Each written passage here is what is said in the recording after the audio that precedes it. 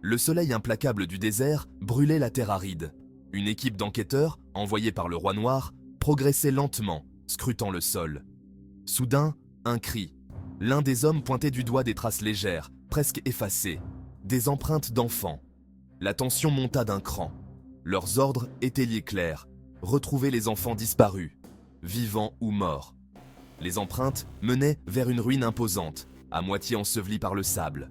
Regardez là-bas des empreintes d'enfants. Je n'aime pas ça. Quelque chose ne va pas ici. Ils continuèrent, chaque pas les rapprochant de l'inconnu. Une odeur âcre flottait, mélange de produits chimiques et de quelque chose de plus sinistre qu'ils ne pouvaient identifier.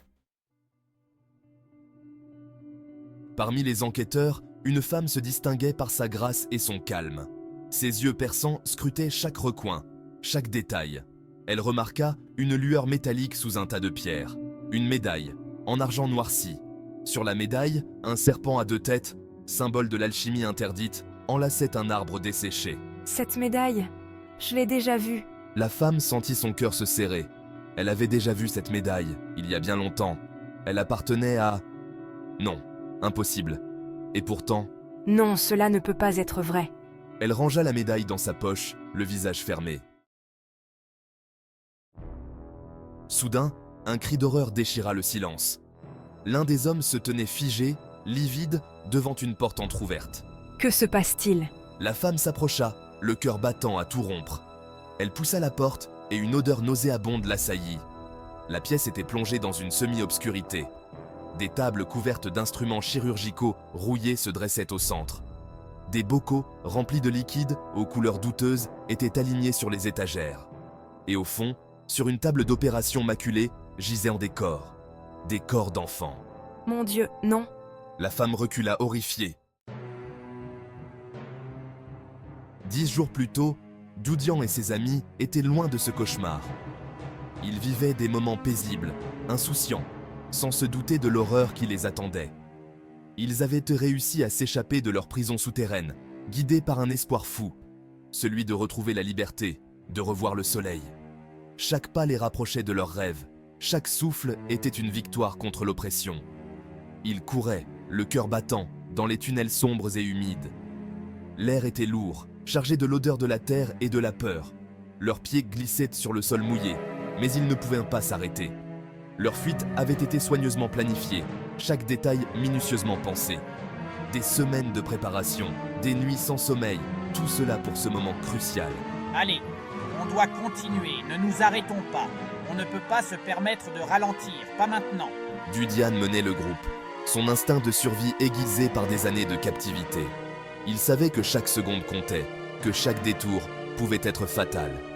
Il connaissait les dangers qui les guettaient, les gardes, les pièges, les créatures difformes qui hantaient les profondeurs. Leur moindre erreur pouvait leur coûter la vie. On va y arriver, Doudian, je le sens. On ne peut pas abandonner maintenant, pas après tout ce qu'on a traversé. Enfin, ils atteignirent une issue. L'espoir renaissait dans leurs cœurs épuisés. Une échelle de fer rouillé menait à une ouverture circulaire, laissant filtrer une lumière aveuglante. Le soleil. La promesse d'un nouveau départ. Leur espoir se transforma en une joie intense, mêlée d'appréhension. Ils savaient que la liberté était à portée de main, mais que de nouveaux défis les attendaient à la surface. Le désert s'étendait devant eux, immense et impitoyable. Chaque grain de sable semblait murmurer des histoires de survie et de désespoir. Un océan de sable brûlant sous le soleil de plomb. La chaleur était si intense qu'elle déformait l'air, créant des mirages trompeurs. Leur fuite les avait épuisés, affamés, assoiffés. Chaque pas était une lutte contre la fatigue, chaque souffle une bataille contre la soif. Mais ils ne pouvaient s'arrêter. L'espoir de la liberté les poussait à avancer, malgré la douleur et l'épuisement. Le Roi Noir ne tarderait pas à découvrir leur évasion, et il les traquerait sans relâche. Son ombre planait sur eux, une menace constante. Jour après jour, ils marchèrent, luttant contre la chaleur accablante, la soif qui les tenaillait, le désespoir qui les guettait. Chaque lever de soleil apportait un nouveau défi. Leur amitié, forgée dans la souffrance de la captivité, était leur seule arme contre la solitude et la peur. Ensemble, ils trouvèrent la force de continuer. Ils partageaient la moindre goutte d'eau, le moindre morceau de nourriture trouvé au hasard de leur périple. Chaque partage renforçait leur lien. La nuit tombait, apportant un peu de fraîcheur, mais aussi la peur de l'inconnu.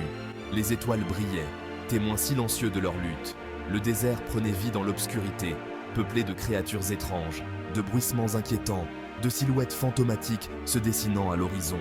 Chaque son devenait une menace potentielle, chaque ombre un mystère à résoudre. Le soleil cognait implacablement sur leur tête. La soif, devenue insupportable, les torturait. Ils marchèrent depuis des heures, titubants, les lèvres gercées, la peau brûlée par le soleil. Soudain, Dudiane s'arrêta, les yeux écarquillés. De l'eau! Au loin, à l'horizon, scintillait une étendue d'eau limpide. Des palmiers majestueux se dressaient fièrement, promettant une ombre salvatrice. Un oasis. Leur cœur se mit à battre plus vite. Un espoir fou renaissait en eux. Ils se précipitèrent vers le mirage, oubliant la fatigue, la douleur, la prudence. Mais plus ils avançaient, plus l'oasis s'éloignait. Le mirage s'était dissipé, ne laissant derrière lui que le désert aride et la cruelle désillusion. Alors que tout espoir semblait perdu, un son étrange parvint à leurs oreilles. Un grondement sourd qui se rapprochait rapidement. Dudiane se redressa péniblement, scrutant l'horizon. Une silhouette sombre se dessinait dans la poussière, soulevée par le vent. La silhouette se précisa à mesure qu'elle s'approchait. C'était un chameau, mais un chameau comme il n'en avait jamais vu. Il était plus grand, plus musclé que les chameaux ordinaires. Sa robe était d'un noir profond, ses yeux brillaient d'une étrange lueur dorée. Sur son dos, une femme. Vêtue d'une longue robe sombre, le visage dissimulé par un voile, elle semblait flotter au-dessus du sol. Buvez. La femme fit signe aux amis de Dudiane de s'approcher. Elle avait une gourde pour chacun d'eux, C'est un chameau évolué. expliqua la femme, devinant leur interrogation muette. Il est plus résistant, plus rapide, plus intelligent que ses congénères. Il peut sentir l'eau à des kilomètres et résister aux pires tempêtes de sable. Elle expliqua qu'elle parcourait le désert depuis des années, venant en aide aux voyageurs perdus, aux âmes en peine. Elle avait entendu parler de leur fuite et les avait cherchés pendant des jours. Le chameau, grâce à son odorat surdéveloppé, avait suivi leurs traces. La femme leur offrit de les emmener en lieu sûr. Elle semblait connaître chaque grain de sable, chaque souffle de vent. Ils hésitèrent un instant, pesant le pour et le contre. Leurs regards se croisaient, cherchant une réponse dans les yeux de l'autre. Ils ne la connaissaient pas, mais ils n'avaient nulle part où aller. Leurs options étaient limitées, et le temps jouait contre eux. Le désert était un tombeau pour ceux qui osaient le braver sans guide. La chaleur écrasante et l'absence d'eau rendaient en chaque pas plus périlleux. Ils acceptèrent son offre et montèrent sur le dos du chameau. La bête, robuste et endurante, semblait être leur seule chance de survie. La bête se cabra légèrement, puis s'élança dans le désert, à une vitesse surprenante. Le rythme de la course était à la fois effrayant et exaltant. Le vent fouettait leur visage, le sable défilait sous leurs pieds. Chaque rafale de vent semblait les pousser plus loin dans l'inconnu. Waouh, c'est incroyable. Je n'aurais jamais imaginé une telle vitesse dans un tel environnement. Je n'ai jamais rien vu de pareil. C'est comme si nous volions au-dessus du sable. La femme les conduisit à travers des paysages grandioses et désolés. Chaque détour révélait une nouvelle merveille naturelle. Des canyons vertigineux, des dunes de sable à perte de vue, des plaines arides balayées par le vent. La beauté sauvage du désert était à couper le souffle. Le chameau évolué progressait sans effort, franchissant les obstacles avec une aisance déconcertante. Il semblait fait pour ce terrain, chaque mouvement calculé et précis. La nuit tombait sur le désert, enveloppant le paysage d'une aura de mystère. Ils s'arrêtèrent pour se reposer, allumant un petit feu pour se réchauffer et faire fuir les animaux nocturnes. La femme leur offrit de la nourriture et de l'eau, puis s'assit à l'écart, observant les flammes danser. C'est bon de se poser un peu. Oui, et de manger quelque chose de chaud. Autour du feu, Dudiane et ses amis partagèrent leurs maigres provisions, riant et plaisantant. Ils avaient survécu à l'enfer du désert, unis par leur amitié indéfectible. Leur expérience avait forgé entre eux un lien indestructible, fait de courage, de solidarité et d'espoir.